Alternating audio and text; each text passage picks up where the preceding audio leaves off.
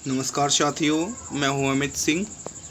GSM college Bewar के digital platform पर आप सभी का स्वागत है। मित्रों, आज मैं पुनः आपके समक्ष उपस्थित हूं एक नए टॉपिक के साथ। आज का जो हमारा टॉपिक है वो जीव विज्ञान का बहुत ही महत्वपूर्ण टॉपिक है। आज का टॉपिक है फाइलम सीलेंटरेटा या निडेरिया, अर्थात संघ सीलेंटरेटा या निडेरिया। फाइलम सीलेंटरेटा में कैसे जंतु आते हैं, इसका नाम सीलेंटरेटा क्यों है, इसे निडेरिया क्यों कहा जाता है, इसकी खोज किसने की, सीलेंटरेटा के जंतुओं के सामान्य लक्षण कौन कौन से हैं, इन्हें निडेरिया क्यों कहते हैं, इसकी स्थापना किसने की। तो इन सभी बिंदुओं पर इस वीडियो में हम बात करेंगे। आज हम समझेंगे कि फाइलम सीलेंटरेटा के स्पेशल फीचर्स क्या क्या हैं, सामान्य लक्षण कौन कौन से हैं। तो यहाँ से हम वीडियो स्टार्ट करते हैं। देखिए, जैसा कि आप सभी लोग देख रहे हैं, संघ सीलेंटरेटा, फाइलम सीलेंटरेटा या निडेरिया। तो इस फाइलम के दो नाम हमें देखने को मिल रहे हैं, एक नाम है सीलेंटरेटा और दूसरा नाम है निडेरिया। तो जो सीलेंटरेटा शब्द है वो ग्रीक भाषा के दो शब्दों से मिलकर बना है, जो कि कोइलोस और एंटेरॉन नामक दो शब्द हैं। कोइलोस कहते हैं हॉलो से और एंटेरॉन कहते हैं इंटेस्टाइन से, अर्थात इन दोनों शब्दों से मिलकर बना है, जिसका अर्थ होता है होलो इंटेस्टाइन, अर्थात उथली आंत। इसका दूसरा नाम है निडेरिया, जो कि ग्रीक भाषा के दो शब्दों से मिलकर बनी है, जिसे निडी कहते हैं, और दूसरा शब्द है एरिया। तो निडी कहते हैं निडिल से और स्टिंगिंग सेल बियरिंग, अर्थात जो अरस्तु थे, एक वैज्ञानिक है अरस्तु, ये इसके दंशन स्वभाव से परिचित थे। ये इसके दंशन स्वभाव से परिचित होने के कारण जो अरस्तु थे वो इन्हें निडी कहते थे। और निडी का मतलब होता है दंशन स्वभाव वाले, जो दंश कर सकते हैं, जिनके अंदर दंश कोशिकाएं पाई जाती हैं, जो दंश कोशिकाधारी होते हैं। तो दंश कोशिकाधारी के लिए, दंश कोशिका धारण करने वाले जंतुओं के लिए निडेरिया शब्द का प्रयोग किया गया। और सीलेंटरेटा उन जंतुओं को कहते हैं जिनके अंदर सीलेंट्रॉन कैविटी पाई जाती है, अर्थात गैस्ट्रोवेस्कुलर कैविटी पाई जाती है, अर्थात जठर वाहिनी गुहा पाई जाती है। अर्थात वे जंतु जिनमें सीलेंट्रॉन कैविटी, गैस्ट्रोवेस्कुलर कैविटी या जठर वाहिनी गुहा पाई जाती है, उन्हें फाइलम सीलेंटरेटा के अंतर्गत रखते हैं। और निडेरिया ऐसे इसलिए कहते हैं क्योंकि इनमें निडी पाई जाती है, अर्थात ये दंश कोशिकाधारी होते हैं। इस संघ की स्थापना सर्वप्रथम ल्यूकर्ट ने 1847 में की थी। इस संघ के अंतर्गत लगभग 9500 जातियां ज्ञात हैं। इस संघ की स्थापना ल्यूकर्ट ने 1847 में, और लगभग इसकी 9500 जातियां ज्ञात हैं। ये बहुकोशिकीय होते हैं और निम्न स्तर के जंतु होते हैं। ये मल्टी सेलुलर होते हैं, लेकिन ये निम्न कोटि के जंतु हैं। इनके जो अधिकांश सदस्य हैं वो समुद्री होते हैं, मरीन होते हैं, समुद्री जल में निवास करते हैं। और इस संघ के जंतुओं के जो प्रमुख लक्षण हैं वो हम देखते हैं। तो सबसे पहला इनका जो लक्षण है, ये जलीय होते हैं, अधिकांश समुद्री होते हैं, सॉलिटेरी होते हैं, कॉलोनियन होते हैं। तो सबसे पहली बात तो ये एक्वाटिक होते हैं, जलीय होते हैं। अधिकांश जो इनकी जातियां होती हैं वो समुद्रों में निवास करती हैं। एकांकी यानी सॉलिटेरी, एकांकी का मतलब अकेले स्वतंत्र जीवन जीने वाले, या कॉलोनियन या कॉलोनी बनाकर रहते हैं। तो कभी तो ये स्वतंत्र जीवन जीते हैं, अकेले रहते हैं, और कभी ये कॉलोनी बनाकर रहते हैं। उसके बाद अगला पॉइंट, ये डिप्लोब्लास्टिक होते हैं, द्विस्तरीय होते हैं, अर्थात इनका जो शरीर होता है दो स्तरों से बना होता है।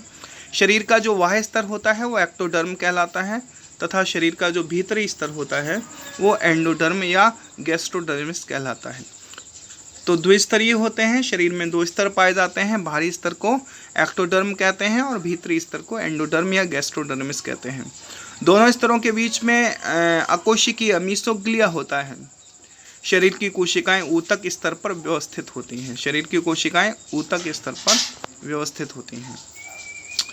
ये जंतु मल्टी सेलुलर होते हैं, बहुकोशिकीय होते हैं, जिनके अंदर सिर्फ एक ही गुहा पाई जाती है, मल्टी सेलुलर होते हैं यानी बहुकोशिकीय होते हैं, बहुत सारी कोशिकाएं पाई जाती हैं, लेकिन कैविटी एक ही पाई जाती है जिसे सीलेंट्रॉन कहते हैं, अर्थात इनके अंदर सीलेंट्रॉन कैविटी पाई जाती है। इनका शरीर अरीय सममित होता है, रेडियल सिमेट्री होता है। देखिए यहाँ पर सममित समझने वाली बात है, रेडियल सिमेट्री, अर्थात अगर इनकी हम खड़ी काट करेंगे तो इन्हें कई भागों में बराबर बराबर बांटा जा सकता है, इनके कई बराबर हिस्से किए जा सकते हैं, अर्थात ये इनका शरीर जो होता है वो गोल होता है। इनमें सिर नहीं होता तथा इनमें गुदादार द्वार का भी अभाव होता है। इनमें ना तो सिर पाया जाता है और ना ही गुदाद्वार होता है। इनमें पाचन गुहा यानी डाइजेस्टिव कैविटी होती है जो कि थैली जैसी होती है। हमने आपको बताया था इनके अंदर सीलेंट्रॉन कैविटी पाई जाती है जिसे जठरवाहिनी गुहा या गैस्ट्रोवेस्कुलर कैविटी के नाम से भी जानते हैं। इनमें मुख के चारों ओर लंबे लंबे स्पर्शक यानी टेंटेकल्स पाए जाते हैं जिसके माध्यम से ये प्रचलन का कार्य करते हैं, सुरक्षा का कार्य करते हैं और भोजन पकड़ने का कार्य करते हैं। तो एक प्रश्न परीक्षा में आपसे पूछा जा सकता है कि मुख के चारों ओर जो लंबे लंबे टेंटाकल्स होते हैं, स्पर्शक होते हैं, इनका कार्य क्या होता है? तो इनका कार्य होता है भोजन पकड़ना, सुरक्षा करना तथा प्रचलन करना। इनमें स्पर्शक तथा शरीर के अन्य भागों में दंश कोशिकाएं पाई जाती हैं। तो सबसे खास करैक्टर ये है, इनके अंदर निमेटोसिस्ट सेल्स पाई जाती हैं, दंश कोशिकाएं पाई जाती हैं। ये दंश कोशिकाधारी होते हैं, इसलिए इन्हें निडेरिया भी कहते हैं। इनमें श्वसन तंत्र, उत्सर्जन तंत्र तथा परिसंचरण तंत्र नहीं पाया जाता। तो जो सीलेंट्रेट्स हैं इनके अंदर न तो श्वसन तंत्र होता है, ना उत्सर्जन तंत्र होता है और न ही परिसंचरण तंत्र होता है।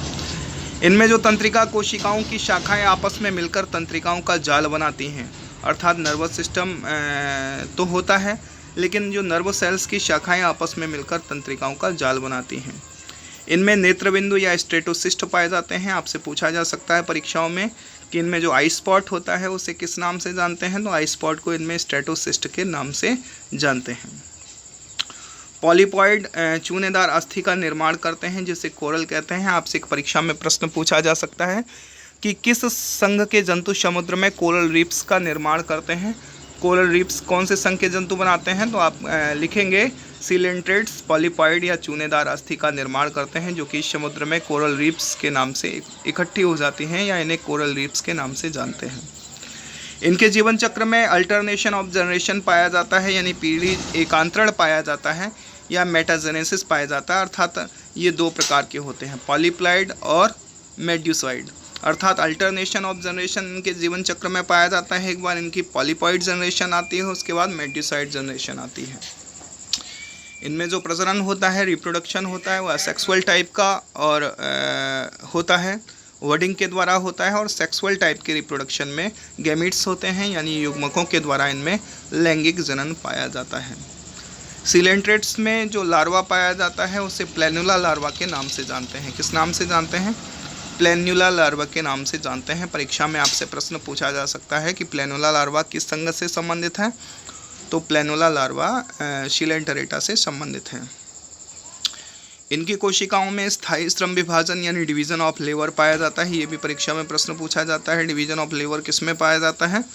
तो डिवीजन ऑफ लेबर पाया जाता है फाइलम सीलेंट्रेटा के जंतुओं में, अर्थात श्रम विभाजन संघ सीलेंट्रेटा के जंतुओं में पाया जाता है, अर्थात अलग अलग कार्यों के संपादन के लिए विभिन्न विभिन्न कोशिकाएं होती हैं। बहुत ही महत्वपूर्ण प्रश्न है कंपटीशन के लिए। Division of labour phylum Coelenterata का महत्वपूर्ण लक्षण है, अर्थात अलग अलग कार्यों के लिए इनमें विभिन्न प्रकार की कोशिकाएं होती हैं। इनमें जो श्वसन एवं उत्सर्जन की क्रिया होती है वो शरीर की सामान्य सतह के माध्यम से होती है, अर्थात जो श्वसन की क्रिया है और उत्सर्जन की क्रिया है वो शरीर की सामान्य सतह के द्वारा संपन्न होती है। इनमें मस्तिष्क का अभाव होता है, अर्थात इनके अंदर मस्तिष्क नहीं पाया जाता, माइंड नहीं पाया जाता।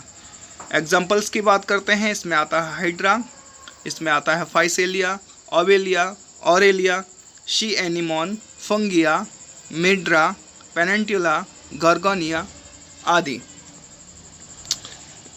इसके संबंध में कुछ महत्वपूर्ण तथ्य भी पाए जाते हैं, जैसे हाइड्रा को इस संघ का एक प्राणी है जिसका नाम है हाइड्रा।